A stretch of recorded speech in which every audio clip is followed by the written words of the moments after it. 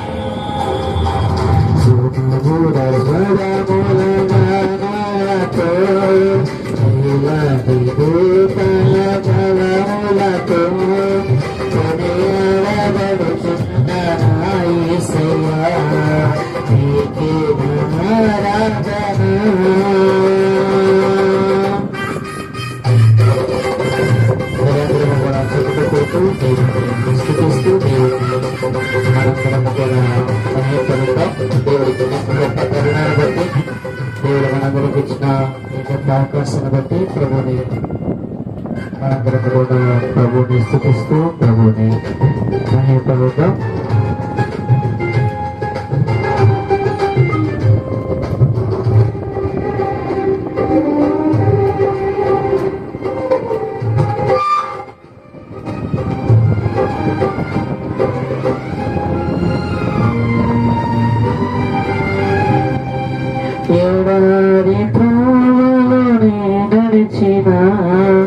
ఎరుగని మార్గములో నన్ను నడిపిన నా ముందు నడచిన జయవీరుడా నా విజయ సంకేతమా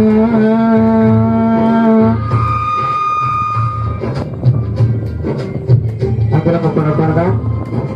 ఏడాది నడచిన ఎరుగని మార్గములు నన్ను నడిపిన నా ముందు నడచిన జయవీరుడా విజయ సంకేతమా నీవే నానందము నీవే నాధారము నీవే నానందము నీవే నాధారము సుమధుర స్వరముల గానాలతో నీలాంటి దూతల బలములతో కొనియాడబడుచున్న యేసయ్యా నీకే ఆరాధన.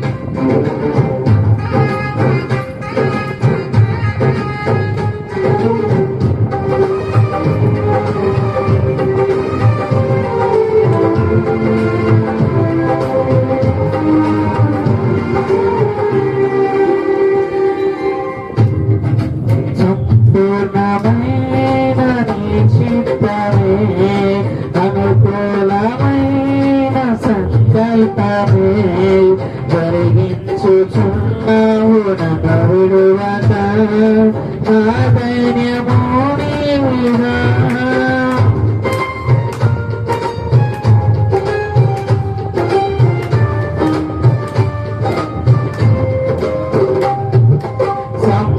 సంపూర్ణమైన నీ చిత్తమే అనుకూలమైన సంకల్పమే జరిగించుచున్నావు నన్ను విడువక నా ధైర్యము నీవేగా నీవే నీవే నా జయ గీతము నీవే నీవే నా స్తుతి గీతము నీవే నీవే నా జయ గీతము నీవే నీవే నా స్తుతి గీతము సుమధుర స్వరముల ప్రాణాలతో వేలాది దూతల బలములతో కొనియాడబడుచున్న యేసయ్యా నీకే ఆరాధన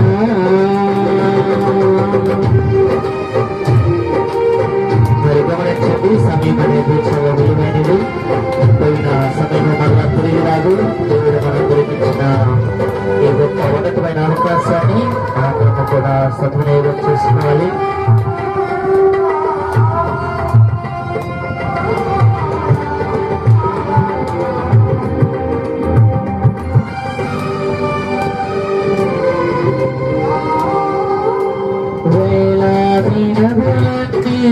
మహిమను తరంగపు పొంగులు నీ బలమును పర్వత శ్రేణులు నీ కీర్తినే ప్రకటించుచున్నవిగా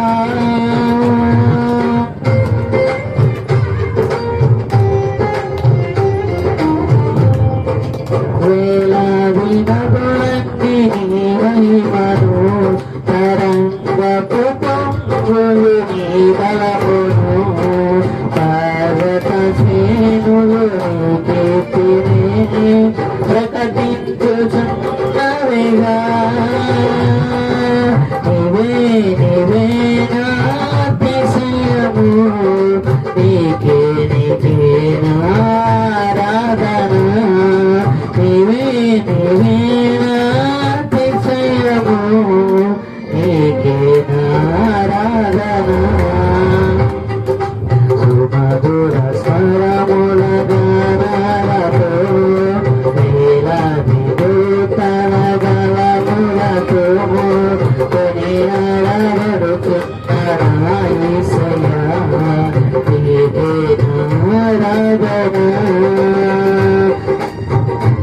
ఆనందమే నలు పరవశమే నేను స్తుతించిన ప్రతి క్షణం ఆనందమే నలు పరవశమే నేను స్తుతించిన ప్రతి క్షణం సుమధుర స్వరముల గానాలతో వేలాది దూతల బలములతో కొనియాడబడుచున్న నా యేసయ్యా నీకే నా ఆరాధన.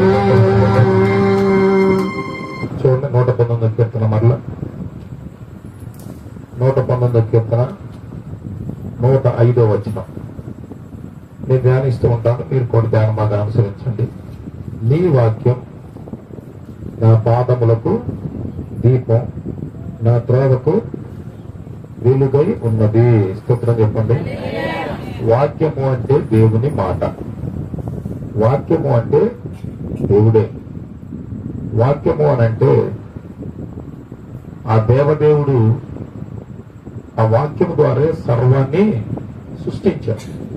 ఆ మాట ద్వారా ఇట్లా కొద్దిగా చెప్తానంటే ఆదిలో ఉన్నది ఏంటిది, ప్రారంభంలో ఉన్నదేంటి, వాక్యే.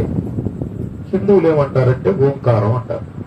ఏమంటారు ఏమంటారండి? ఓంకారం అంటారు. మనం ఏమంటాం? వాక్యము. వాక్ ఓంకారం అన్నా వాక్ అన్నా ఒకటి ఒకటి. ఓంకారనాదం అంటే ఆది శబ్దం అంటారు. అంటే ప్రారంభం ఉన్న శబ్దం. వాక్ అంటే ఏంటి? మనం మాట్లాడుతున్న బయటకే వచ్చింది. చెప్పండి, మీరు మాట్లాడుతుంటే బయటకే వచ్చిందండి. నేను మాట్లాడుతుంటే ఏమవుతుంది బయటికి? ఆ శబ్దము ఒక భాష ఉందంటే, అంతేనా? నేను మాట్లాడేటువంటి ఆ శబ్దానికి, బయటకు వచ్చే శబ్దానికి మనం తెలుగు వాళ్ళం కాబట్టి తెలుగు శబ్దం అవుతుంది. హిందీ వాళ్ళకి ఏమొచ్చింది? మీ బిడ్డలను తీసుకెళ్ళి బాంబేలో పుట్టి పెరిగారు అనుకోండి, వాళ్ళకి ఏం శబ్దం వచ్చింది? హిందీ వచ్చింది వాళ్ళకి. మన తెలుగు వాళ్ళైనా వాళ్ళు ఎక్కడ ఉన్నారు అంటే రకరకాల భాష మనం అర్థం చేసుకోవడం. కానీ లోపల నుంచి వచ్చేది ఏంటి? శబ్దం. చెప్పలేదా? శబ్దం అంటే ఆ విధంగా జీవించే జీవితానికి ఒక దారి మలుపు ఏముండదు. అవునా? ఏముండదు. పరిశుద్ధ జీవ గ్రంథం మనల్ని ఒక శ్రేష్టమైన మార్గంలో నడిపించాలని దేవుని ఉద్దేశం. ఈ దేవుడు శ్రేష్టమైన వాడు, పరిశుద్ధమైన వాడు, మార్గం తెలిసిన వాడు. ఎవరు? మార్గం తెలిసిన వాడు. మనం ధ్యానించే అంశం ఏంటంటే, ఆయన మాట మన పాదాలకి దీపం, మన త్రోవకి వెలుగు. పాదము త్రోవ అంటే ఏంటంటే మన జీవిత ప్రయాణం. మన జీవిత ఒక దారి ఉందండి. మన కాళ్ళతో నడుస్తాం కదా, త్రోవలో ఎట్లా నడుస్తాం? ముందు త్రోవ తెలియాలి, దాని మీద కాళ్ళతో నడుస్తాం. ఈ త్రోవ ఉందంటూ త్రోవలో అన్ని లైట్లు ఉన్నాయండి వెలుగ్గా. కాళ్ళు నడకెట్టుకుంటప్పుడు చెప్పండి, ఈజీగా ఉంటుందా? ఈజీగా ఉంటుంది. అట్లానే త్రోవలో లైట్ లేదనుకోండి, చీకట్లో ఎట్లా ఉంటుంది? అప్పుడు ఏం కావాలి మనకి? దీపం కావాలి. దీపం పెట్టుకొని నడిచిన ఎట్లా నడుస్తారు చెప్పండి? వెనక దినాలు లాంతర్లు ఉండేయండి, ఆ తర్వాత కొవ్వొత్తులు వచ్చినాయండి, ఆ తర్వాత ఏమొచ్చినాయి? స్టార్టింగ్ లైట్లు వచ్చినాయి. ఆ తర్వాత ఏదో నల్ల బల్బు ఒకటి పెట్టేవాళ్ళు, ఎర్ర బల్బు. ఊళ్ళు పెట్టారా? ఎర్ర బల్బు. ఆ ఎర్ర బల్బు కరెంట్ ఫిల్మెంట్ బల్బు అంటారు. ఎక్కువ కరెంట్ కాలం ఇప్పుడు ఏమొచ్చినాయి? తెల్ల బల్బులు అంటే ఏంటి? లోపల ఏమంటే గ్యాస్ ఉంటుంది ఆ బల్బు, అంటే కరెంటు తగ్గిద్దండి. ఇవన్నీ జ్ఞాపకం చేసాం. ఇవన్నిటికంటే స్టార్టింగ్ ఏంటి చెప్పండి? ఏం దీపం? బుడ్డి. తెలిసిన బుడ్డి. నేను మర్చిపోయారండి మీరంతా. ఆ బుడ్డికి చదువుకున్నాం మేమంతా. బుడ్డి పెట్టడానికి ఏంది? కిరసనాలు లేదు. కిరసనాలు అన్నీ అమ్ముకుంటే ఆడి వచ్చింది బుడ్డి. ఆ బుడ్డి ఆడ పెట్టేవాళ్ళం, దీపస్తంభం పెట్టేవాళ్ళం. అది చేసుకోవడం కుదరకపోతే చెప్పండి బుడ్డి ఆడ పెట్టేవాళ్ళు, గూట్లో పెట్టేవాళ్ళు. ఇదేనా మన జీవిత విధానం? అమ్మ నేను చెప్పేది ఏంటి? ఇదే కదా. వాక్యం వేరుగా ఉండదమ్మా. దేవుడు మన దగ్గరని మాట్లాడుతుంటాడు. ఇప్పుడు మనం నడుస్తున్నాం త్రోవ. ఆ త్రోవ బాగా ఉందనుకోండి, వెలుగుమయం ఉందనుకోండి, త్రోవలో ఈజీగా వెళ్ళిపోతాం. అవునా? అదే త్రోవ చీకటిగాను ముళ్ళు కంపో తెలియక వంకటెక్క ముందు ఎట్ట వెళ్తాం? కష్టంగానే వెళ్తాం. ఆ త్రోవలో ఆ దేవుడు ఎక్కడ ఉంటానన్నాడు? వెలుగ్గా ఉంటానయ్యా అంటున్నాడు. స్తోత్రం చెప్పండి. మీరు జీవించే జీవిత ప్రయాణమే దేవుడు చెప్పే త్రోవ. అర్థమైందా? మన జీవిత గమ్యం, మార్గం. ఒక మాట ఖచ్చితంగా నీ మాట చెప్పనివ్వండి మీకు. ఒక దినాన్ని ఖచ్చితంగా ఈ లోకాన్ని వదిలిపెట్టాలా? పలుకులు శాశ్వత గట్టి పట్టుకుంటారా మీరు? అమ్మా లేదు, నేను పట్టుకొని ఉంటానా? కుదరదు. ఒక దినం అయితే చెప్పాలి. ఇప్పుడు అందరూ నడుతూ చెప్పాలి. ఒక దినం అయితే వదిలేలా లేదా? గట్టికి చర్మాన్ని పట్టుకుంటానంటావా? కుదరదు. నువ్వు పట్టుకుంటానా చెప్పండి, ఆయన ఒప్పుకోడు కదా. ఒక దినాలైతే ఖచ్చితంగా వదిలిపెట్టి బయటికి వెళ్ళాలా? ఇది ఖచ్చితమే కదా. నమ్ముతారు ఇది? లేదు నేను ఖచ్చితంగా ఇక్కడ సెలవుగా ఉంటానంటావా? మన స్వాధీనంలో ఉందా ఇది? మన ఆధీనంలో ఉందా? మనకు అవగాహన ఉందా ఇది? ఖచ్చితంగా ఈ సత్యం అందరూ తెలుసు కదా. మనకే కాదు, ఈ భూమి మీద పుట్టిన ప్రతి మనిషికి తెలుసా లేదా? అది తెలుసు. ఖచ్చితంగా ఒకరోజు నేను ఈ లోకాన్ని, ఈ శరీరాన్ని, నా కుటుంబాన్ని, సమస్తాన్ని, ఇక్కడ జీవించిన జీవితాన్ని వదిలిపెట్టి వెళ్ళాలా. ఇప్పటి వరకు ఇంతవరకు రాగలిగా అంతేనా? 30 ఏళ్ళకో 40 ఏళ్ళకో 50 ఏళ్ళకో లేదా 20 ఏళ్ళ దగ్గరకు రాగలిగా. చూడండి, ఈ జీవితంలో సుఖము, సంతోషము, ఆనందము, ఆశుభము, సౌభాగ్యము ఇలాంటి అనుభవాలతో నడిచింది తక్కువ. అయితే ఇక్కడ చూడండి, శరీర సంబంధమైన అనుభవాలు నేను చెప్పట్లేదు. శరీర సంబంధమైన అనుభవాలు ఎట్లుంటాయంటే, ఆ శరీరం కోరిక తీరినాక అది హ్యాపీగా ఫీల్ అయింది, పాస్ మళ్ళీ గోలపాలం చేసింది. ఒక పండగకి మంచి చీర కట్టంగానే అబ్బా అంటది, రెండో పండగ రాగానే అబ్బారా ఇప్పుడు నిన్న పాత చీరే కదా కొత్త చీర కట్టవా, భార్య మీద భర్త మీద యుద్ధం మొదలు పెట్టవా? అవునా? అంటే ఏంటి? మన శరీర సంబంధమైన కోరికలు, ఆశలు, ఇచ్చలు, మనకు శరీరంలో ఉన్నటువంటి ఆ స్థితి అంతా ఖచ్చితంగా ఈ శరీరం వదిలిపెట్టేంత వరకు తృప్తినివ్వదు. అవునా? తృప్తి ఉండదు. అయితే ఒకటి, ఈ శరీరాన్ని నమ్ముకుంటే సుఖం ఉండదు, సంతోషం ఉండదు, ఆనందం ఉండదు. శరీరాన్ని సుఖపెట్టేవాడు ఎవడు కూడా శాశ్వతంగా ఆనందంలో ఉన్నాననేటువంటి ఫీలింగ్ ఎవడికి లేదు.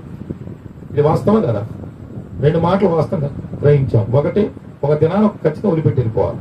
రెండోది, శరీర సంబంధమైన తృప్తి శాశ్వతంగా లేదు. అవునా? శాశ్వతంగా లేదు. అంటే మనం ధ్యానిస్తున్న మాటలు, దేవుడు చెప్తున్న మాటలు శరీర సంబంధమైనవి కావు, భౌతిక సంబంధమైనవి కావు. అయితే భౌతిక సంబంధమైన వాటికి కూడా దేవుడు చెప్తున్నాడు, ఎందుకంటే కొంతకాలం ఉండాలి కాబట్టి. ఆయన చెప్తున్న మాట ఏంటంటే, నా మాట నీ ఆధ్యాత్మిక జీవితానికి ఒక దీపంగా, నీ ఆధ్యాత్మిక జీవితం శాశ్వతమైన జీవితం, ఇంగ్లీష్ లో ఎవర్ లాస్టింగ్ లైఫ్ అంటారు. అంటే ఏంటి? నిత్యత్వంలోనికి నడిపించే జీవితం వరకు నువ్వు ఆనందముతో నడవాలి, సంతోషముతో, సమాధానంతో నడవాలి. ఇక్కడ చూడండి, అందరూ కూడా మంచి అభివృద్ధితో నడవాలి.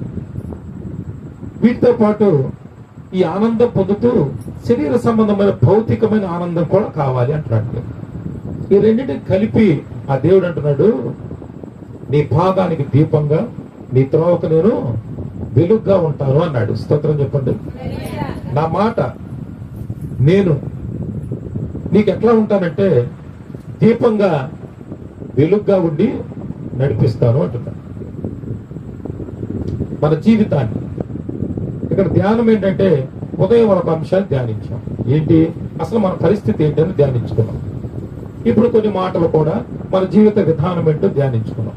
అయితే ఈ సాయంకాలం ఒక్క పాఠము మనం ఏంటో నేర్చుకునేది, ఈయన చెప్పేటువంటి ఈ మాట మనం నమ్మొచ్చా? రెండోది, ఈ దేవుడు నన్ను సంపూర్ణంగా ఆ విధంగా ఉండి నడిపించగలడా అనేట్టుగా అనేటువంటి అనుమానం కూడా వచ్చిందా మీకు? ఏమన్నా అనుమానం లేదా? ఖచ్చితంగా నడిపిస్తాడా? చెప్పండి, ఖచ్చితంగా నడిపిస్తాడా? ఎందుకు నడిపిస్తాడు? చెప్పండి, ఎందుకు నడిపిస్తాడు? ఎందుకు నడిపిస్తాడు చెప్పండి. ఒక్క ఉదాహరణ, నా సాక్ష్యం చెప్తాను మీకు. నేను ఒంగోలు క్లోపేట 6వ లైన్లో నా ఇల్లు, నా వీధిలో, నేను నివసించే ఆ వీధిలో అప్పుడు చాలా ఇష్టంగా కట్టుకున్నా. నా బిల్డింగ్ మొత్తం కార్పెంటర్ వర్క్ చేసి మీ పాస్ గారు ఏమి ఎక్కడ ఉండాలో మొత్తం ఆయన డిజైన్ చేశాడు. ఆయన అప్పుడు మంచి ఒంగోలులో పేరు కలిగినటువంటి కార్పెంటర్స్ అదేస్తా అంటారు ఇక్కడ మీ పిలుపు పాస్ గారు. మంచిగా చాలా ఇష్టంగా కట్టుకున్నాయి. మా వీధిలో అందరూ కూడా ఇద్దరం తప్ప, ఈ పక్కేమో ఒక చర్చి ఉంటుంది IRF అని, ఆ వీధి చివరి ఇంకో చర్చి ఉంటుంది, చర్చ్ ఆఫ్ క్రైస్ట్ అని. మధ్యలో మేము అందరం ఉండేవాళ్ళం. ఇద్దరు, ఇటు ఒక పాస్టరు, అటు ఒక పాస్టరు, మధ్యలో నేను. మా ఆవిడ ప్రార్థన చేసింది. మిగతా వారంతా అన్యులు. ఒక 2 యాదవ్ కుటుంబాలు, 2 నాయుళ్ళు, ఇద్దరు వాళ్ళు ఎవరంటే వాటి వాళ్ళు, ఇట్లా అదర్ కమ్యూనిటీ అన్యులు ఉండేవాళ్ళు. అంటే విగ్రహారాధన సంబంధిత దానిలో సాగినవాళ్ళు. అయితే మేమందరం ఎట్లా ఉండేవాళ్ళు? చాలా అన్యోన్యంగా ఉండేవాళ్ళు. ఉదయం లేస్తే వాళ్ళందరూ మా ఇంట్లోనే ఉండేవాళ్ళు. ఉదయాన్నే మా ఎదురు పార్వతిని ఉంటుంది, పార్వతి నా ఇంటి ఎదురు కానీ యాప చెట్టు ఉంటుంది, దాని కింద ఉంటుంది. చెప్పండి, తులసి కోడ పెట్టింది. పొద్దున్నే రావడంతోనే అక్కడ దండం పెట్టుకునింది, కళ్యాణం జరిగింది, ముగ్గేసింది. అవి చేసిన వాడిని ఆడ పోవాలి, ఇంట్లో పోవాలి. మా ఇంట్లోకి వచ్చి తలుపు కొట్టింది, నువ్వు లేచావు లేదని. మావిడి లేపి నువ్వు ముగ్గేయి అంటది. మావిడి ముగ్గేసిద్దా? వేసిద్దా? మావిడికి అర్థం క్లాసు రోజు ఏమని, ముగ్గేస్తే మంచిదమ్మాయి, మనకి ఎక్సర్సైజు, మీరు ఎంతమంది ముగ్గులు వేస్తాను అది ఎక్సర్సైజు అని చెప్పి అంటే మేముండే వాతావరణం చెప్తున్నాం మీకు. ఆ వీధులు అందరూ అట్లా హ్యాపీగా ఉండేవాళ్ళు అందరూ, ఇర్రెస్పెక్టివ్ ఆఫ్ ది కులము లేదా మతం, అట్లా ఉండేవాళ్ళు. ఇటు ఒక చర్చి అటు ఒక చర్చి ఉండేది కదా. ఒకరోజు మేమందరం కూర్చొని మాట్లాడుకుంటా, ఈ భాష మైబడి గోల్ చేస్తున్నాడు, ఆ భాష అది వరకు మైబడి గోల్ చేస్తాడు. మన సంగతి ఏంటి అని దగ్గరికి వచ్చారు. ఏంటి మన సంగతి ఏదైనా వచ్చారు. ఏమ్మా నేనంటే 15 ఏళ్ళు అవుతుంది ఇక్కడికి వచ్చి, మీరు 50 ఏళ్ళ నుంచి ఈ వీధిలో ఉంటే 50 ఏళ్ళ నుంచి అంటున్నారు ఆ మైక్ని మైక్ని. ఇప్పుడంటే కాదు, ఇప్పుడు 50 ఏళ్ళ నుంచి అంటున్నా, మాకు ధైర్యం లేదు, నువ్వు వచ్చేవాడు ధైర్యం వచ్చింది, ఏం చేద్దాం చెప్పాను. మనం కూడా కాల్ చేద్దామా? ఏం చేయాలా?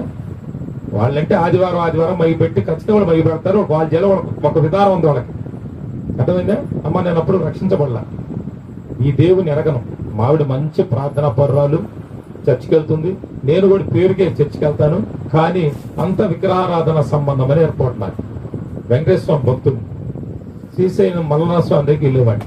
ఇది నా భక్తి. అందరూ వచ్చారు, మనమేం కాల్ చేద్దాం చెప్పు బాబు అన్నారు. మనం బాగా కాల్ చేసేటువంటి పండగ ఏంది? వినాయక చవితిగా 14 రోజులు చేయించుకోవాలి కదా, 21 రోజులు కూడా చేసి డబ్బులు ఉంటే కదా అన్నారు. అందరూ ఎక్కువ మంది ఆడవాళ్ళం కదా, మగవాళ్ళు కూడా ఒక్కరిగా నిలబడరు కదా. ఎట్టా విగ్రహారాధన చేయాలంటే విగ్రహం కొనకావాలి, ముందు దాన్ని నిలబెట్టాలంటే అంటే దానికి పెద్ద ఏర్పాటు ఉంటుంది. మళ్ళీ మనం పెట్టేటువంటి నైవేద్యము, ఆ తీసుకొచ్చే ఫలహారం, ఇవన్నీ కాపలా కాయాలి. ఎన్ని కుక్కలు వస్తుంటాయి, అన్ని వస్తుంటాయి అమ్మా, అన్నీ వస్తాయి లేదా? చుట్టూ దడిగట్టాలి. ఎంత వ్యవహారం దానికి. అది చేయలేక 5 రోజులు 3 రోజులు 7 రోజులు 20 రోజులు చేస్తుంటారు. నేను చెప్పేది నా జీవితంలో జరిగింది మీకు చెప్తున్నా. ఇవన్నీ ఎట్లా అంటే, నువ్వు ఉన్నావుగా మాకు ధైర్యం అంది. సరే కానీ నాకు గణేష్ ఉత్సవ కమిటీ అని పెట్టాను క్లౌపేట. ఎవడని పెడతాడా? క్లౌపేట అంటే ఒక క్రిస్టియన్ దొర, దేవుని సువార్త ప్రకటించడానికి పిలుపాసు మీ ఊరికి ఎట్టొచ్చాడో, ఈ భారతదేశానికి క్లవ్ అనే దొర వచ్చి ఒంగోలులో ఆయన దగ్గరగా 110 సంవత్సరాలు సేవ చేసి, ఒక మిషన్ హాస్పిటల్, ఒక church, school, leprosy hospital, TB hospital అన్ని ఏర్పాటు చేశాడు. ఆయన పేరు మీద ఒక 5 లైన్లు ఏర్పాటు చేసి ఆయనకి క్లౌపేట విగ్రహంగా ఉంటాం. ఆ క్లౌపేట ఇప్పుడు నేనేం ప్రారంభించాను చెప్పండి. క్లౌపేటలో గణేష్ ఉత్సవ కమిటీ మరుసటి రోజు పేపర్లో ఎవరురా బాబు ఇదని చూస్తారు. అలాగే విగ్రహం మనకు వచ్చాను, ఏర్పాట్లన్నీ ఏర్పాటు చేశాము. పైగా ఆ పండుగ వచ్చినప్పుడే గాలి వాడతాడు కదా, గాలి వాడతాడు కదా, అప్పుడే వర్షాలు పడుతుంటది. ఆ వర్షాల్లో ఈ మిగతా వాళ్ళందరూ ఎట్టా అంటున్నారు, అంతా ఏర్పాటు చేశాను. తర్వాత క్రమంలో ఆ సంవత్సరం ఏదో 1 లక్ష రూపాయలు కలెక్ట్ చేశారు. ఇప్పుడు 25 లక్షలు కలెక్ట్ చేస్తారు. ఆ ప్రోగ్రామ్ ఎంత? 25 లక్షలు కలెక్ట్ చేస్తారు.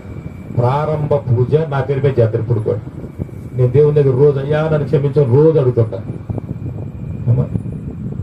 ఎందుకు ఈ మాట చెప్పానంటే, ఈ ఏర్పాటు అయిపోయింది. మేము కూడా ఇప్పుడు ఏం పెట్టాం? మైకి పెట్టాం. ఊరేగింపు మన దగ్గర ఉంటుంది చెప్పండి. పైగా మా పక్కన ఉన్న వాళ్ళంతా ఆడవాళ్ళు, వీళ్ళందరూ కొద్దిగా గౌరవం ఉంటారు కదా. గౌరవం అంటే ఏంటి? ఇట్లా ఎగిరే బ్యాచ్ కాదుగా, ఎగరటా డబ్బులు తెచ్చేవాళ్ళ చెప్పండి. ఇదంతా అయిపోయిన తర్వాత ఒకరోజు కూర్చొని వాళ్ళు వాళ్ళు చేస్తున్నారు, మనం వాళ్ళు చేస్తున్నాం, అసలు సమాధానం ఏడున్నాం అంటారు వాళ్ళు. ఏడున్నాం అంటే ఇట్లా చూడండి, నేను చెప్పాల్సిన అంశం ఏంటంటే, ఏ విధానంలో ఏం లేదు, సంతోషం లేదు, సమాధానం లేదు. ఆ కార్యక్రమం అయిపోయిన తర్వాత ఈ దేవుడు ఆయనకి వ్యతిరేకంగా చేసిన విగ్రహారాధన బట్టి నాతో మాట్లాడటం ప్రారంభించాడు. నేను ఎక్కడ మాట్లాడాడు తెలుసా? మామూలుగా ఇది మాట అంటానా? నువ్వు మాట అంటారా? నేను మాట అంటానా? ఎవరికి ఆడ చెప్పాలో చెప్పాలి కదా. వాడు బీకి హాస్పిటల్లో పెట్టాడు. ఇప్పుడు చెప్పి నీకు అంతా 3 దినాలు ఈ దేవుడు నాతో మాట్లాడుతూ ఉంటే కళ్ళం నీళ్ళు కారదు. పెడుతుండి మార్గం తెలియదు నాకు, ఏదో చెయ్యాలనే తపన, ఉద్రేకము, శాంతి సమాధి అనుకొని తృప్తి పడ్డాం తప్ప సత్యమేంటో మనకి తెలియదు. ఏ మార్గంలో వెళితే నా జీవిత పర్యాంతము నేను ఆనందిస్తాను, ఇక్కడున్నప్పుడు ఆనందిస్తాను, ఈ దాడిద్ర్యం ఆనందిస్తాను అనేటువంటి మార్గము తెలియనటువంటి దినాలని ఆ దేవుడు మాట్లాడిన తర్వాత ఒక శాశ్వతమైన శాంతి, సమాధానం, ఆనందం ఒక నడిపించేటువంటి ఒక వెలుగు, ఒక దీపము, ఒక స్థితి ఇది అని నాకు అర్థమైంది. స్తోత్రం చెప్పండి. ఆయన నడిపించగలడు అని అర్థం. రెండవ భాగం ఏంటంటే ఆయన నడిపిస్తాడు. అయితే నన్ను ఎట్లా నడిపిస్తాడు ఆయన? ఆయన నడిపించేటువంటి క్యాపబిలిటీ, అర్హత ఉందా అనేది మాకు అర్థం కాదు. పౌలు అంటాడు, నేను నమ్మిన వాడిని నేను ఎరుగుతాను. నేను నమ్మిన వాడిని, నేను ఎవరినైతే నమ్మానో అతనేంటో నాకు తెలుసు. అవునా? ఊరికే సందర్భంగా వచ్చినప్పుడు చెప్తున్నానండి. మీరేదో రకరకాలుగా ఆలోచన చేయొద్దు. ఈ శబ్ద యంత్రం ద్వారా ఆలోచిస్తున్న వాళ్ళు కూడా రకరకాల ఆలోచన చేయగలండి. మీరే స్త్రీలంటే ఎంత గౌరవం అంటే నాకు, కుటుంబాన్ని కట్టేది మీరే. చెప్పండి అమ్మ, మీ నుంచి మాట్లాడుతుంటే నేను ప్రసంగం చేయగలను. కుటుంబాన్ని కట్టేది, తక్కువలు చేసేది చెప్పండి. పొద్దున ఒక అమ్మాయి గురించి చెప్పాను కదా, పార్టీల గురించి. కట్టిందా? 6 కోట్ల మందిని నడిపించిందా? దేవుడు ఆ అమ్మాయిని నడిపించాడు. ఆ అమ్మాయి చేసింది, నీ కుటుంబాన్ని దేవుని వైపు, శాంతి సమాధానం వైపు నడిపించగలిగింది నువ్వే. నడిపించకుండా ఆపగలిగేది నువ్వే. అవునా కదా? నడిపించగలిగిన ఆగేది కూడా నువ్వు. అంత లెక్కలు తెలుసు మీకు. అవునా కదా? అప్పుడు ఎంత బాగా లెక్కలేస్తారు మీరు. అవును కదా? లెక్కలేస్తారు లేదు. సింపుల్ లెక్కండి. ఆంధ్రప్రదేశ్కి వచ్చే ఆదాయం ఎంత చెప్పండి. మన ఆంధ్రప్రదేశ్, నీ ఇంటికి వచ్చే ఆదాయం అని చెప్పి నెలకి ఎంత? నీ ఇంటికి వచ్చే ఆదాయం ఎంత ఉంటుందిగా? తెలియదు నీకు? తెలుసా లేదా? అట్లానే మన ఆంధ్రప్రదేశ్ అనే ఇంటికి వచ్చే ఆదాయం ఎంత? మన పన్నుల ద్వారా లేకపోతే అన్నిటి ద్వారా వచ్చే ఆదాయం ఎంత చెప్పండి. 80,000 కోట్లు. ఎంత? 80,000 కోట్లు. మన రాష్ట్రం అనేటువంటి ఇంటికి వచ్చేటువంటి ఆదాయం ఎంత? మనం రిజిస్ట్రేషన్ చేయించుకునేవండి. రిజిస్ట్రేషన్ చేసి డబ్బులు కట్టాలి కదా? కట్టారు మీరు ఏమన్నా? కట్టాలి. మీ గొర్రెలన్నీ అమ్ముతారు కదా, మీ అమ్మే గొర్రెలు మొత్తం వేడకపోతాయి. ఇంకో రాష్ట్రానికి పోవాలంటే ట్రాన్స్పోర్టేషన్ ఎన్ని అమ్మడానికి పన్ను కట్టాలా? ఇదంతా కట్టిన పన్ను అంతా ఏడైపోతాయి, రాష్ట్ర ఖజానాకి పోతుంది. ఆ ఖజానాకి సంవత్సరానికి ఎంత వస్తుంది? 80,000 కోట్లు వచ్చింది. ఎంత వచ్చింది? మన ఆంధ్ర రాష్ట్రంలో ఖర్చు పెట్టాల్సింది ఎంత డబ్బు? 80,000 కోట్లు వచ్చింది. కానీ 80,000 కోట్లే ఖర్చు పెట్టాలి. అంతకుముందు ఉన్న ప్రభుత్వం పేర్లు చెప్పండి, ఆయన మనందరికీ ఆ డబ్బులో నుంచి ఖర్చు పెట్టాడు. ఆ డబ్బులు వచ్చాయి కదా, ఆ జేబులో తెచ్చాడు. మన ఇంట్లో తేలదు కదా, ఖర్చు పెట్టాడు. ఆయన పెట్టిన ఖర్చు మీకు అన్ని పథకాలు ఇచ్చారుగా, పెన్షన్లు వచ్చినాయా? ఊరికే ప్రసంగం నాకు ఇది కాకపోయినా మీకు వాక్య విధానం, నడిపించే విధానం, నమ్మాలి. ఎట్లా నమ్మాలి మనిషిని, లేదా దేవుడిని ఎట్లా నమ్మాలని చెప్తాను. 1,20,000 కోట్లకు సంబంధించినటువంటి పథకాలన్నీ మనకి ఇచ్చాడు. మనకు వచ్చే ఆదాయం ఎంత? ఇప్పుడు ఎంత ఖర్చు పెడుతున్నాడు? 40,000 కోట్లు ఏం చేశాడు? సంవత్సరానికి అప్పు తెచ్చాడు. సరే, అప్పు తెచ్చాడు 40,000 కోట్లు. ఈ 5 ఏళ్ళు ఖర్చు పెట్టాడు. మొత్తం మీద 3 లక్షల కోట్లు అప్పు చేసిపోయాడు. ఇంకొక ఆయన వచ్చాడు ఎలక్షన్. ఆయన ఏం చెప్పాడు? అంతకంటే ఎక్కువ ఇస్తాను నేను అని. 80,000 కోట్లు కదా మన ఆదాయం. ఈ 5 ఏళ్లలో పూర్తి పెరిగింది, 95,000 కోట్లు వచ్చింది. ఆయన అన్నాడు 1,80,000 కోట్లకు సంబంధించిన అన్ని పథకాలు. అసలు ఓటేయడానికి మన బుద్ధి ఉండదు. మన ఆదాయం ఎంత అంటే, ఆ బుద్ధి లేని నేను కూడా కొనలేను. ఆ బుద్ధి లేని నేను కూడా కొనలేను. మన ఆదాయం ఎంత? ఇది సాధ్యమైతే అయ్యిద్దా? కానీ నమ్మాం. ఏమని? ఆయన ఏం చెప్పాడు? నేను క్రియేటర్ అన్నాడు. అంటే ఏంటి? సృష్టిస్తాను నేను అన్నాడు. నిజమే కదా, ఈయన పెద్ద వయసులో కూడా పెద్దడు కదా, సృష్టిస్తాడులే అనుకున్నా. అమ్మని ఆ బుద్ధిలో నేను కూడా ఒకడినే. వింటారా? నేను ఒకడిని. అంత మాత్రం నేను స్వయంగా మాట్లాడు. ఎడ చేస్తామని కూడా అడిగాను నేను. అది చేసేది మా పాస్టర్లకి ఎంత ఇస్తామని అడిగాడు నేనే. అర్థమైందా? అడిగాను. లేదే చేస్తాను, నేను క్రియేటర్ని అన్నాడు. అందరం నమ్మాం, తెచ్చిపెట్టుకున్నాం. ఆయన గెలిచిన 6 నెలలు ఏమన్నాడు? సృష్టించడానికి రహస్యం మా చెప్పండి అన్నాడు. అంటే సాధ్యాలు ఏంటంటే మన కుటుంబంలో మన దృశ్యం లెక్కలు. అవునా కదా? ఇక్కడ మన ధ్యానం ఏంటంటే, ఈ దేవుడు ఇట్లా చూడు నా వైపు, ఈ దేవుడు నన్ను నడిపించగలడు, నాకు మార్గనిర్దేశం చేయగలడు అనేటువంటి నమ్మకం ఎట్లా వస్తుంది? ఇది ధ్యానం అండి. నమ్మకం ఎట్లా వస్తుంది? ఎట్లా చూడండి, ఈ దేవుని గురించి 2 మాటలు మనం ధ్యానం చేద్దాం. ఈ దేవుని గురించి ఎందుకు మనకు నమ్మకంగా ఎట్లా ధ్యానించాలంటే ఒక మాట చెప్తున్నాడు. యెషయా గ్రంథం 48:17 వచ్చినాడు. యెషయా గ్రంథం 47వ అధ్యాయము 48:17 వచ్చిన. మీ విమోచకుడును ఇజ్రాయేలు పరిశుద్ధ దేవుడినైనా యెహోవా ఇలాగ సెలవిచ్చున్నాడు, నీకు ప్రయోజనం కలుగునట్లు నీ దేవుడైన యెహోవాకు నేనే నీకు ఉపదేశము చేయుదును, నేను నడవలసిన త్రోవ నిన్ను నడిపించదను. స్తోత్రం చెప్పండి. ఆయన చేస్తున్న ప్రామిస్ ఏంటంటే నీకు ప్రయోజనము కలుగునట్లు నీ దేవుడైన యెహోవాకు నేనే ఏమన్నాడు? నీకు ఉపదేశం చెప్తాను. రెండోది ఏమన్నాడు? నీవు నడవలసిన త్రోవ నిన్ను నడిపిస్తాను అన్నాడు. ఈ ప్రామిస్ ను మనం ఎట్లా నమ్మాలి అనేదే ఇప్పుడు ప్రశ్న. ఇటు నా వైపు చూడండి. ఈ దేవునికి మన గురించి క్షుణ్ణంగా తెలుసండి. స్తోత్రం చెప్పండి. నీ గురించి, నా గురించి, మన గురించి చెప్పండి. ఈ దేవునికి క్షుణ్ణంగా తెలుసు. మన అవయవ నిర్మాణం తెలుసు, మన ఆలోచన తెలుసు,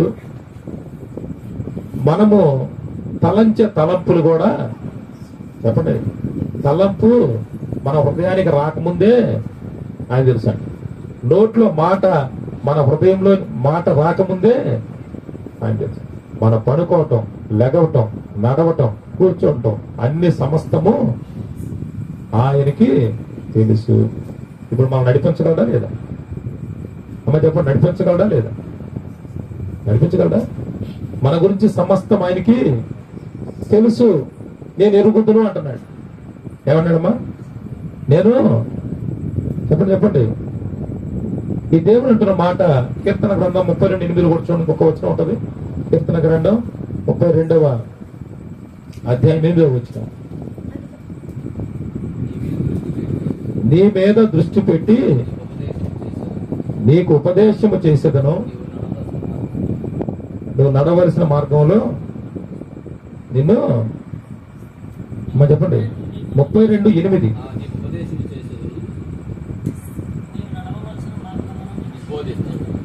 నువ్వు నడవలసిన మార్గాన్ని నీకు ఉపదేశిస్తాను, నీ మీద దృష్టి ఉంచి నీకు ఆలోచన చెప్తాను. ఒకసారి నా వైపు చూడండి. మన గురించి క్షుణ్ణంగా తెలుసండి దేవునికి. ఏంటండి?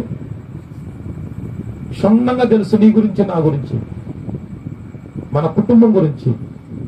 మన గురించి ఎవరైతే క్షుణ్ణంగా తెలిసి ఉంటుందో, మనల్ని ఎట్లా నడిపించాలో అవగాహన వారే మనం నడిపించగలటానికి అర్హత కలిగిన వారు. స్తోత్రం చెప్పండి.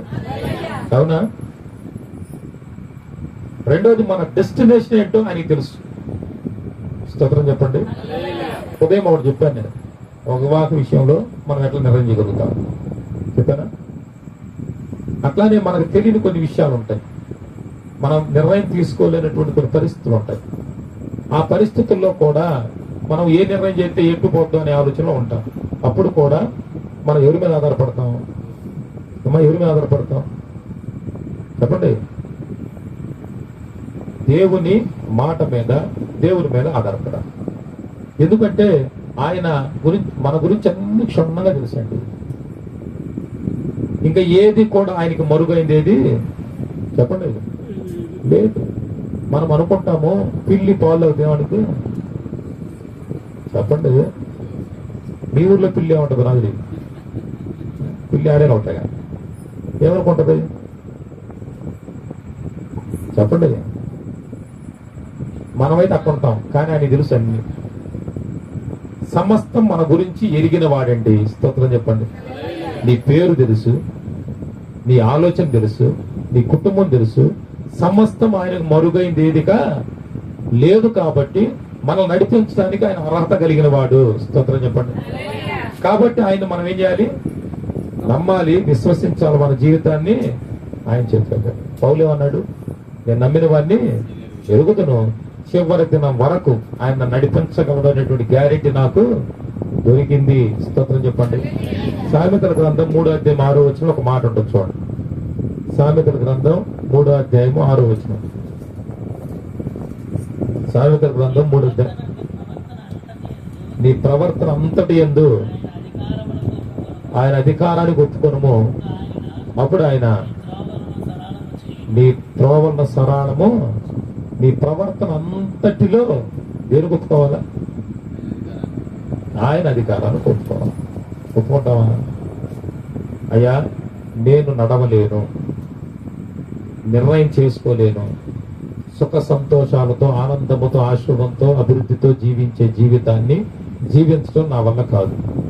ఇదిగో నన్ను నువ్వు నడిపించగలవు అని, నేను నీ అధికారానికి అప్పగించుకున్నానని ఎవరైతే తీర్మానం చేసుకుంటారో, ఎవరైతే నా మార్గదర్శిగా నువ్వుండు అని నిర్ణయం చేస్తారో, ఆయన అధికారానికి అప్పగించుకోగలుగుతారో, అప్పుడు మన త్రోవను ఆయన ఏం చేస్తా అంట?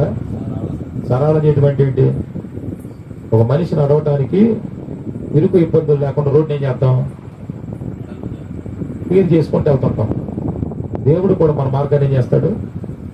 క్లియర్ చేసుకుంటూ వెళ్తూ ఉంటాడు. ముందు రండి అని ఇజ్రాయెల్ ప్రజలు కనాను నుండి, క్షమించండి, ఐగుప్తు నుండి బయలుదేరారు. అన్ని క్లియర్ చేస్తా ముందుకు వెళ్తున్నాడు ఆయన. ఎర్ర సముద్రం అడ్డం వచ్చి ఏం చేశాడు?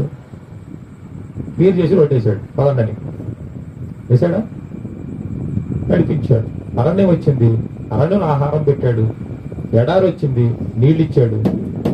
వర్షాకాలం వచ్చింది, ఆయన అనేక రీతులుగా వారిని కాపాడాడు. అనేక అననుకూల పరిస్థితులు నడిపించాడా? అమ్మా, ఈయన నిన్ను, నన్ను, మన కుటుంబాన్ని నడిపించగలడు. ఆయన అంటున్నాడు, నీ ప్రవర్తన అంతట్లో నా అధికారాలు ఒప్పుకోండి, నాకు అవకాశం ఇవ్వండి. ఈ దేవుడు ఎలాంటి దేవుడు అంట? అర్హత కలిగిన వాడు మనం నడిపించడానికి. అలాంటి చూడండి, యెషయా గ్రంథం 49వ అధ్యాయం 10వ వచనం. ఇంకొక మాట, యెషయా గ్రంథం 49వ అధ్యాయం 10వ వచనం.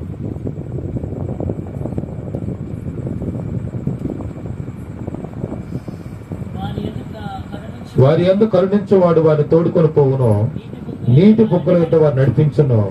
కాబట్టి ఆకలైనను దత్తి అయినను కలగదు, ఎండమావులైనను ఎండైన వారికి తగలదు. నా పర్వతము త్రోవగా చేసేదను, నా రాజమార్గం ఎత్తుగా చేయబడును. చూడి, మీరు దూరం నుండి వస్తున్నారు. స్తోత్రం చెప్పండి. మా ఎంత కేర్ తీసుకుంటా అంటే దేవుడు మన పట్ల, నీ పట్ల, నా పట్ల చాలా జాగ్రత్త తీసుకుంటాయండి. చాలా జాగ్రత్త తీసుకుంటాడు. ఒక్క ఉదాహరణ చెప్పి నేను ముగించేస్తున్నా, టైం అయిపోయింది. ఆల్రెడీ. నిర్గమకాండం 2వ అధ్యాయం మొదటి 10 వచనాలు జ్ఞాపకం చేస్తాం. నిర్గమకాండం 2వ అధ్యాయం మొదటి 10 వచనాలు ఏముంటది చెప్పండి? బ్యూటిఫుల్ స్టోరీ ఉంటుంది అక్కడ, ఒక కథ ఉంటుంది. ఏముంటది? ఒక వ్యక్తి యొక్క జననం ఉంటుంది. ఎవరా వ్యక్తి? మోషే. ఏమని రాసి ఇంటికి వెళ్ళి మీరు చదవాలా లేకపోతే వినాలి? ఏముంటుంది అక్కడ? అమ్రాము, ఏకోబు అని 2 భార్యాభర్తలు ఉన్నారు. 2 లేవీయులు. వారు ఐగుప్తులు. 3 పరిస్థితులు ఉన్నాయి. ఒకటి ఏంటంటే, ఇజ్రాయెల్ ప్రజల యొక్క మొదటి మగబిడ్డని పుడితే ఏం చేయాలా? చంపేయాలి, లేదంటే ఆ ఐగుప్తులో ఉన్నటువంటి నదిలో పడేయాలి. ఎవరన్నా దాచుకోవాలంటే కుదరదు. ఎందుకంటే ఐగుప్తు రాజు శాసనం చేశాడు. ఏమని? మంత్రసానులు ఉంటారు కదా, మంత్రసానులు పడింది చెప్పండి, డెలివరీ చేయటం. ఇప్పుడు ఆయాలు చేస్తున్నారు కదా ఏఎన్ఎం నర్సులు అందరూ. ఇప్పుడు వాళ్ళని అంతకుముందు ఏమనేవాళ్ళు? మంత్రస్థానంలో అనేవాళ్ళు. వాళ్ళు ఏం చేశారంటే, ఆడ బిడ్డ డెలివరీ అయ్యే టైంలో వచ్చి డెలివరీ చేసి పురుడు పోసేవాళ్ళు. లేదంటే పురుడు పోస్తారు. ఆ పురుడు పోసేటువంటి మంత్రస్థానులకి రాజు ఆజ్ఞించాడు. ఏమని? ఇజ్రాయెల్ స్త్రీలు ఎవరైనా కాన్పు పెట్టల మీద ఉంటే ఏం చేయాలా? మగబిడ్డ పుట్టను చంపేడు అని ఆజ్ఞించాడు. ఇప్పుడు ఆజ్ఞ తప్పుకొని బిడ్డను సంరక్షించుకోవాలి, కాపాడుకోవాలి. అంతే కదా? దేవుని ప్రణాళిక, దేవుని కాపుదల, సంరక్షణ, నడిపింపు ఎట్లా ఉంటుంది చూద్దాం. ఎంత గొప్పగా ఉంటుందంటే, ఆ తల్లి డెలివరీ అయింది, మంత్రస్వాములు వచ్చారు. దేవుడు మంత్రస్వాములతో మాట్లాడాడు. అమ్మ, ఆ బిడ్డ నేను ఈ లోకానికి తీసుకొచ్చాను నా పని నిమిత్తం, కాబట్టి ఆ బిడ్డను మీరు ముట్టొద్దు అని చెప్పి, దానికి ఉదాహరణ ఏంటంటే, మీ యొక్క కాన్పులు కూడా ఆపేస్తున్నాను. ఏం చెప్పాడు? మంత్రసానులు ఇళ్లలో ఏమైపోయాడు? కాంతి ఆపేసి వాళ్ళకి అర్థమైంది ఆ బిడ్డను ఏమైనా చేస్తే మనకేమైంది అని ఆ బిడ్డను వాళ్ళు తాకలు. ఆ తర్వాత వాళ్ళల్లో ఏం ప్రారంభమైంది? తిరిగి కాన్పులు ప్రారంభం. అర్థమైందా? ఆ బిడ్డ బయటకు వచ్చాడు. 3 నెలలు జాగ్రత్త దాచిపెట్టి పెంచారా? ఆ తర్వాత ఆ బిడ్డను దాచలేక ఏం చేశారు? ఓ జంపెట్టు తయారు చేసి దాన్ని మట్టి కీలు పూసి ఆ నదిలో వదిలిపెట్టారు. ఆ నదిలో ఉన్న బిడ్డ ఎట్టపోతాడో ఏందని వాళ్ళ అక్క పేరేంది దోషాల అక్క బిరియా ఏం చేస్తుందంటే ఆ నది ఒట్టినట్టు నడుచుకుంటూ వస్తుంది. ఎట్టబోతుంది అవి పెట్టాను ఒకసారికి వచ్చి పెట్టాగి ఇవి కూడా దూరం చూస్తుంది. ఏమైంది అవి పెట్టా వీడియో అడుగుతున్నాడు. అంతలోకి ఆ దేశపు యువరాణి ఏం చేసింది? యువరాణులు అప్పుడప్పుడు ఏం చేస్తారంటే విహారానికి వచ్చి నదిలో స్నానం చేస్తూ ఉంటారు. అట్లానే వివాహారానికి పరివారంతో వచ్చి ఆ నదిలో తన చెలికత్తెలతో స్నానం చేయడానికి దిగింది. స్నానం చేసినప్పుడు ఏం శబ్దం వినపడుతుంది? ఈ చిన్న పిల్లడి శబ్దం వినపడుతుంది. వెంటనే వాళ్ళు వెళ్ళి ఆ పిల్లడిని తీసుకొచ్చారు. చూడంగానే వీడు ఇజ్రాయెల్ హిబ్రీలో కొడుకులాగా ఉన్నాడు, కానీ చాలా బాగున్నాడు, సుందరంగా ఉన్నాడు. వీడిని నా కొరకు పెంచుకుంటే ఎట్లా ఉంటుంది అనేటువంటి ఆలోచన వచ్చింది. ఈ ఆలోచన ఎవరు పుట్టించారు చెప్పండి? ఫరో కుమార్తెకి దేవుడు ఎవరు తెలుసా? ఈ దేవుడు తెలుసా? అయితే ఇజ్రాయెల్ ప్రజలంటే వాళ్ళకి శత్రువులు, బానిస బిడ్డను పెంచాలి అనేటువంటి కోరిక ఉంటుందా చెప్పండి? కానీ ఆమెకి ఏం ఆలోచన పుట్టించాడు దేవుడు? మంత్రస్వామికి ఏ ఆలోచన పుట్టించాడా? అంటే ఏంటి? ఈ బిడ్డను సంరక్షించాలి, ఈ బిడ్డని ముందుకు నడిపించాలి, ఈ బిడ్డ త్రోవ చూపించాలని దేవుడు నిర్ణయం చేసుకున్నాక ఎంతమందిని వాడుకున్నాడు? నిన్ను క్షేమంగా సంతోషంగా నడిపించాలంటే నీ భర్తని మాట్లాడతాడు, నీ బిడ్డలతో మాట్లాడతాడు, నీ అత్తతో మాట్లాడతాడు, నువ్వు పనిచేసే వాళ్ళతో మాట్లాడతాడు. నీకు క్షేమంగా జీవితాన్ని ముందుకు నడిపించాలంటే ఎంతమంది దేవుడు మాట్లాడతాడు? నువ్వు చేసేటువంటి ఒక్క నిర్ణయం, ఇదిగో ప్రభు నీ అధికారానికి నీ మార్గాన్ని నేను ఒప్పుకుంటానని నేను నిర్ణయం చేసుకొని ఈ దేవుడిని నీ మార్గదర్శిగా పెట్టుకుంటే ఎంతమందితో దేవుడు మాట్లాడుతున్నాడు. అర్థమైందా? ఫరో కుమార్తె హృదయంలో పెట్టాడు. ఆమె ఏం చేసిందంటే ఈ బిడ్డ చాలా బాగున్నాడు, ఈ బిడ్డ నాకు బిడ్డగా పెంచడానికి ఎవరన్నా ఉంటే అంతలో మిరియాం వచ్చింది. అమ్మగారు ఈ బిడ్డను మీ బిడ్డగా పెంచడానికి నేను ఈ జాతిలో ఉన్న ఒక స్త్రీని పట్టుకోమంటారా అని అడిగి దాదిగా పెంచుతాను దాడ్యా అది తీసుకురపో అన్న. వెంటనే వెళ్ళి ఎవరు తీసుకొచ్చింది చెప్పండి? వాళ్ళ అమ్మనే తెచ్చింది, ఏకో బొదిని తెచ్చింది. ఫరో కుమార్తె అంది, ఏమమ్మా ఈ బిడ్డని నా కొడుకుగా నువ్వు పెంచు, నీకేమిస్తా చెప్పండి? నీకు జీతం ఇస్తా. రాజు అంతఃపురం నుంచి జీతం ఎంత వచ్చింది? ఎంత జీతం వచ్చింది చెప్పండి? ముఖ్యమంత్రి ఇంట్లో నుంచి ఎవరికైనా భోజనం లాంటి అంటే చెప్పండి. ఇంకా జైల్లో ఉండి క్యారేజ్ తెచ్చుకున్నాడు. ఎంత భోజనం వచ్చింది? రాజంతపురం భోజనం ఎట్ట ఉంటుంది? ముఖ్యమంత్రి భోజనం ఎట్ట ఉంటుంది? బాగుంటుంది కదా. రాజంతపురం నుండి మోసే పెరగటానికి తన ఇంటికే డబ్బులు పంపిస్తున్నాడు దేవుడు.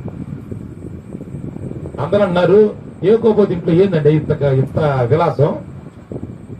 ఇది చూస్తే ఇజ్రాయెల్ ప్రజలు బానిసలు, వీళ్ళింట్లో ఎంత విలాసం అంటే, అయ్యో ఆ అబ్బాయిని రాజు కుమార్తె కొరకు పెంచుతుందండి. ఆ ఇల్లంతా పెట్టుంది, భోగ భాగ్యాలతో శాంతి సమాధానాలతో తోపండి. కారణం ఏంటి? దేవుని కొరకు తను నిర్మించుకున్న బిడ్డ కొరకు దేవుడు ఏం చేస్తున్నాడు? మార్గాన్ని సిద్ధపరుస్తున్నాడు. సంరక్షకుడుగా చుట్టూ నిలబడ్డాడు. దేవుడే నీ కుటుంబానికి సంరక్షకుడుగా నిలబడితే, నీ కుటుంబానికి మార్గం చూపించడానికి నిలబడితే ఎంతమంది వాడుకుంటాడు? మోషే 40 పెద్దోడయ్యాడు. ఇప్పుడు మోషే ఫరో రాజకుమారుడుగా పెరిగాడు. ఐగుప్తు సామ్రాజ్యం యొక్క ధనాగారం అంత ఎవరి స్వాధీనం ఉంది ఇప్పుడు చెప్పండి? ఐగుప్తు ధనాగారం అంటే ఆనాటి ప్రపంచానికి పెద్ద దేశం. అది ప్రపంచంలో డబ్బంత ఏడుంది అప్పుడు ఐగుప్తు ధనరాశి అంటే ఆ ప్రపంచంలో ఉన్న ధనం అంతా దానికి అధిపతి ఎవరు ఇప్పుడు? మోషే. రెండోది ఐగుప్తు రాజకుమార్తె కుమారుడు అంటే అధికారమే కదా? అధికారమేనా? అధికారం. ఇదంతా దేవుడు ఇచ్చాడా? ఇచ్చాడా లేదా? ఆయన మార్గానికి అప్పగించుకుంటే, ఆయన అధికారానికి అప్పగించుకుంటే, ఇట్లా చూడండి, ఆ గొప్ప దేవునికి సమస్తము తెలుసండి. సంరక్షకుడిగా మోషేకుడిని నడిపించాడు.